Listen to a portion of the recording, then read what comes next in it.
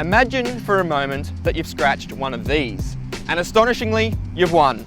Not $1 million, but a juicy 200 grand that you want to spend on a brilliant two-seater sports car. Like one of these three. So which one's the most fun? That's what we're going to find out over the next 2 days. We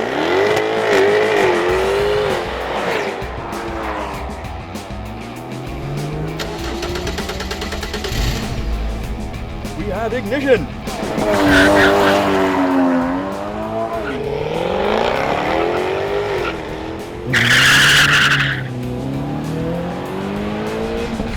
Degrees, according to the car. Fun stuff.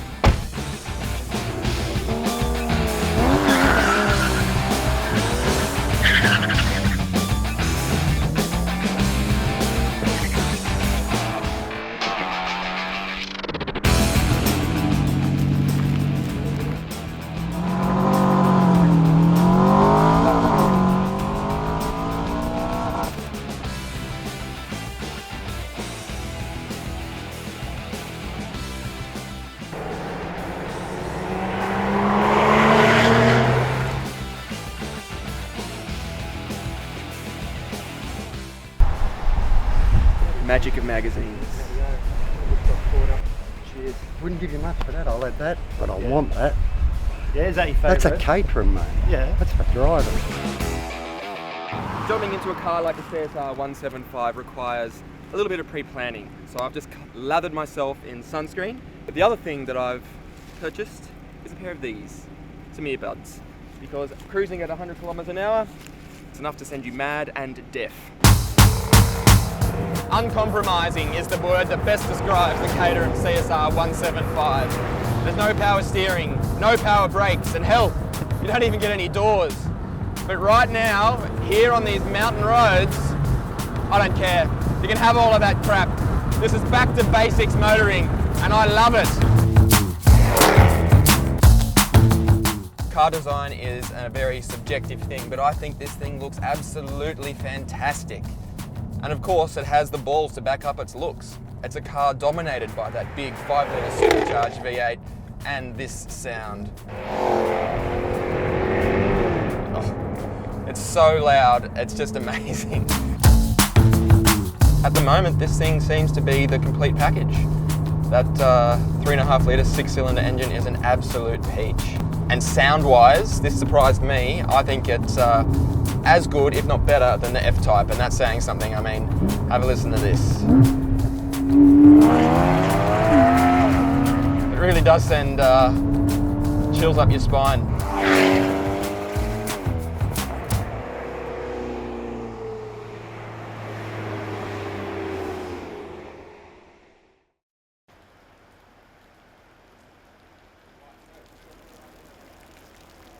So yesterday we baked in near 40-degree heat, and today the skies have opened and it's absolutely hammered down. The joys of doing performance testing near Melbourne.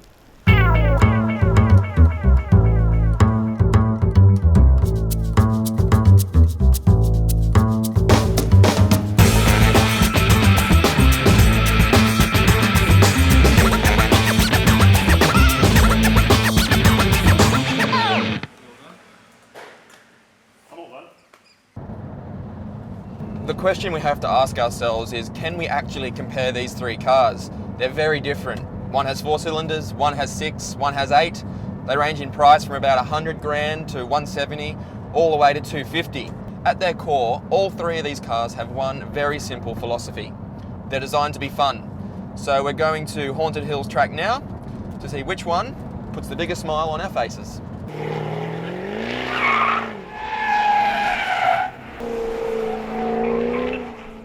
So I'll let you guys into a bit of a secret here.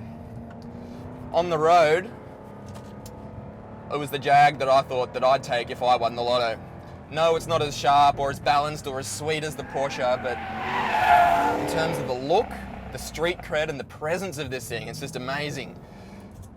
But now we're here at Haunted Hills. The Jag feels enormous. Everything in here feels huge, especially compared to the Caterham. And even the Porsche feels so much more focused. Don't get me wrong though, on the track the Jag is still a heap of fun. In sport mode, simply just stab the throttle, balance it, and wind it out. It's beautiful on the limit and it's so tail happy, it's an absolute hoot.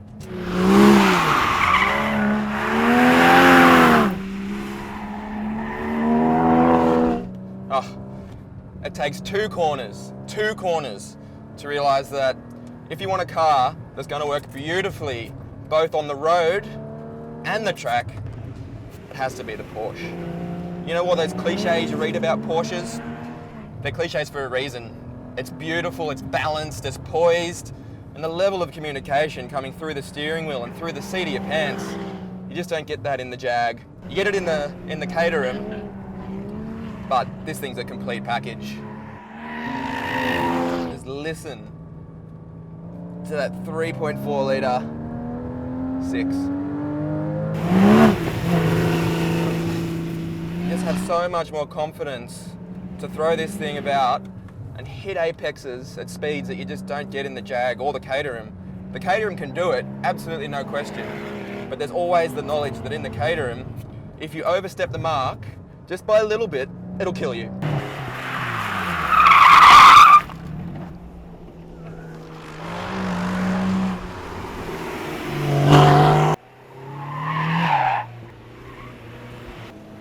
This is the moment that the Caterham owner waits for.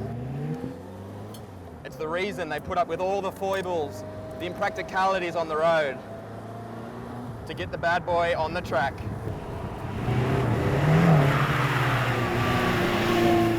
So what's it like to drive a Caterham on a track? Like you can see, it's fairly hard work.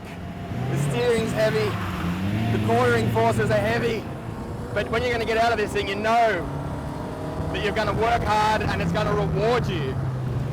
The brake pedal, which I didn't like on the road, there's no power assistance, so I was a bit tentative. There's heaps of confidence here on the track. That Duratec engine, the whole car fizzes and pops. Your underpants has more soundproofing than this car does.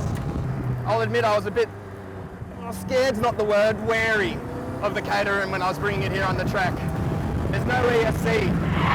There's nothing, so if you have an accident, it's all your own fault. But the more you drive it, the more confidence I've got to throw it around. And it just sticks, the grip is phenomenal.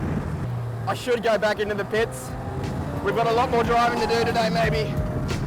I don't want to go anywhere, this is heaps of fun.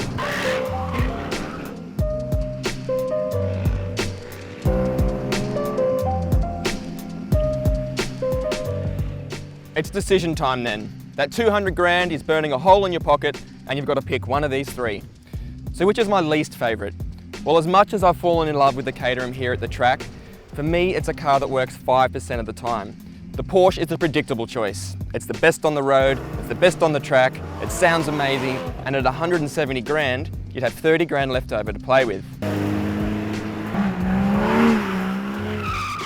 The Jag isn't as good on the road, it's not as good on the track, but it sounds fantastic, looks great, and I know that every time you drove it, it would make you feel special, which is why it's the one that I'd take home.